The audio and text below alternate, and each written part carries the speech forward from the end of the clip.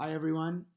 It is Thursday afternoon, Erev, getting ready for Erev Shabbat and Shabbat Parshat Emor, another Shabbat when we're at home. And so I wanted to share with you a short idea as well on the parasha.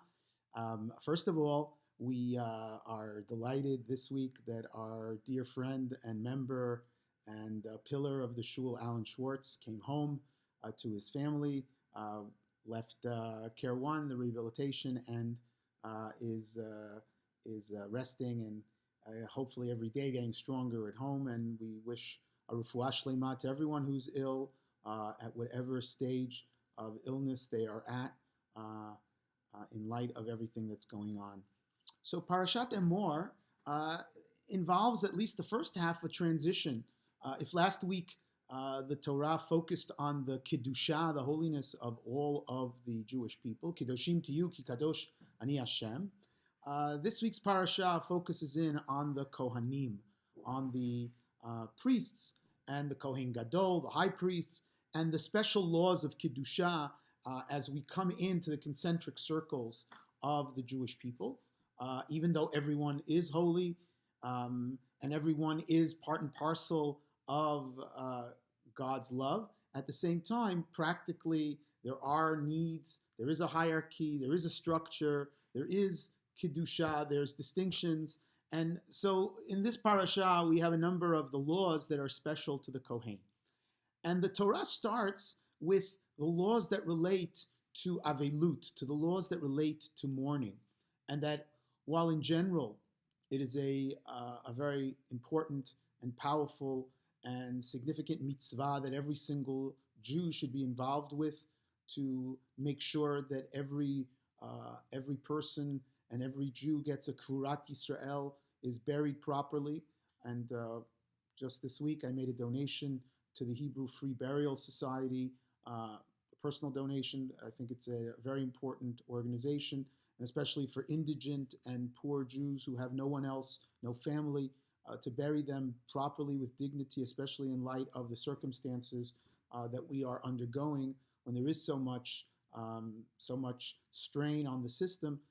So there is a beautiful and important mitzvah of kivura and the mitzvah of avelut to show the dignity to the person who passed away.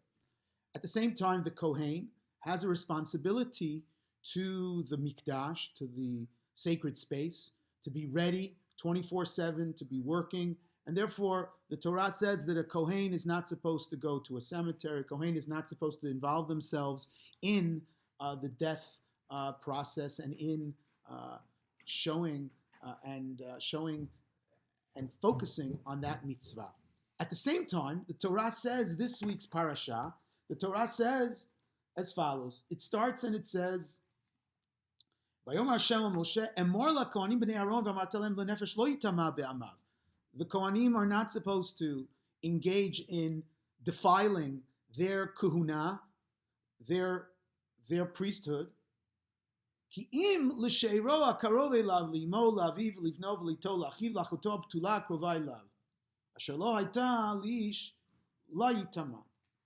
However, to the 7 relatives, father, mother, brother, sister, parents, and your wife, there is an obligation to become tameh. And as many have noted, it's not just, we give you a kind of dispensation. The mitzvah, in this instance, when it relates to your krovim, when it relates to your relatives, the Kohen is obligated to be, as to use the language of the Rambam, to be mechalel et kahunato. He is obligated to violate the kahuna. That's part and parcel of the mitzvah. It's not just if you want to, if you don't want to. It is part and parcel. At this point, instead of not being involved with the world of avelut and death, here it becomes an obligation. That becomes the mitzvah. That exactly is the mitzvah. The same thing holds even for the Kohen Gadol with the Meit Mitzvah. The Kohen Gadol, the high priest, has an obligation to be mitameh, to defile his kahuna, to take care of a body that has no one to take care of. that no one else, that has no relatives, that no one claims, the Kohen Gadol has an obligation to be mitameh. It's not just, oh, okay, and Nebach, I have to be. No, here the Torah says that is the mitzvah. That is the mitzvah. And this is very similar to the concept that appears later on in Parshat Emor.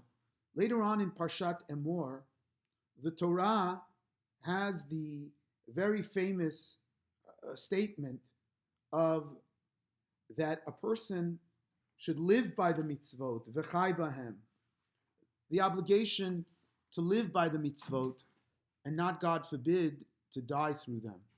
And this, of course, is the concept of pikuach nefesh, dochet kol Torah, which I want to say and emphasize is similar to this concept that we find at the beginning of the parasha.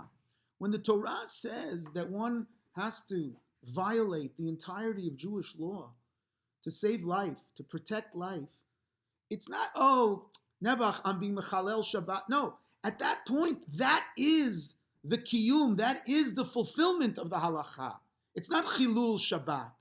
As Rambam very famously writes at the beginning of Parak Bet of Hilchot Shabbat, chapter 2 of Hilchot Shabbat, when someone is in trouble, or when you yourself are trying to avoid a situation of danger, Rambam says you don't do this by trying to contract it out. Ela al yedei gdolei Yisrael.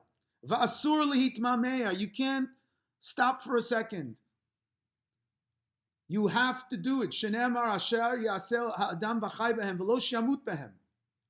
Halamadata she'ein mishpetei Torah nikama ba'olam. The purpose of the mitzvot is not, God forbid, vengeance, like unfortunately, some Christian theologians approached halacha, the law is vengeance, and criticized ela rachamim v'chesed v'shalom ba'olam.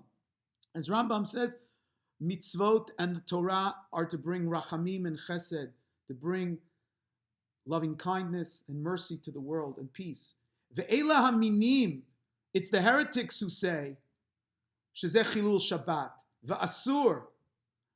They're the ones who say, oh, it's chilul Shabbat. No. This is kiyum Shabbat. This is the obligation to keep Shabbat. How do you keep Shabbat? By violating Shabbat in a case of pikuach nefesh, in a case of the situation that is obligated. There's a famous story Rabbi Soloveitchik often would tell of the fact that when he was very young,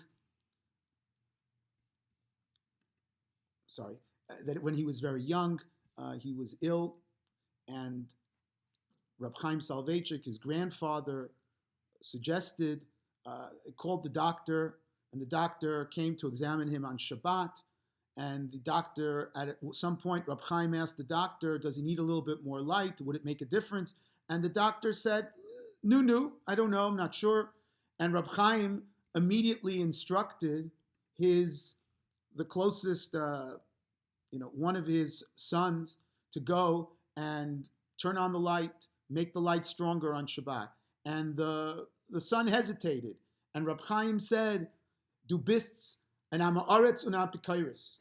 You're both an Amaretz, an ignoramus, and you're also a heretic, based on this Rambam. The idea being that you don't stop for a second and you do whatever is necessary. During these days of Corona, we can feel sometimes that, and we do feel the loss psychologically, sociologically, internally, personally. We feel the loss of all the things related to the world of mitzvot that we so loved and cherished in the synagogue, outside the synagogue, and all the mitzvot that we can't do, Kriyat Torah, and it is a loss. But at the same time, it's important to recognize and affirm at this moment in time, this is the kiyum ha'halacha. This is what is demanded of us. Pikuach nefesh dochet kol Torah. At this moment, we are not being somehow avoiding. We are not somehow, no, this is the fulfillment of the halacha, to make sure that all of us stay healthy, to make sure that everyone around us stay healthy, to make sure that our neighbors and our friends and our society, that everyone can stay as healthy as possible. and to understand that at this moment, this is the kiyum ha'halacha, lenefesh, lo yitama, lebal be'ama, l'she'ero ha'karov. To these people, you have to be mechalel your kahuna, you have to defile your kahuna, and the same thing. In this situation, this is what is demanded of us. It's hard, it's difficult, in addition to all the practical difficulties, but spiritually and emotionally. But ultimately, this is what it means in this moment in time to fulfill the halacha, to daven privately, to make sure that we're connecting to people in other ways, but to make sure that we do it and we do it safely. And that's the fulfillment. Shabbat Shalom to everyone. Have a pleasant and sweet Shabbat.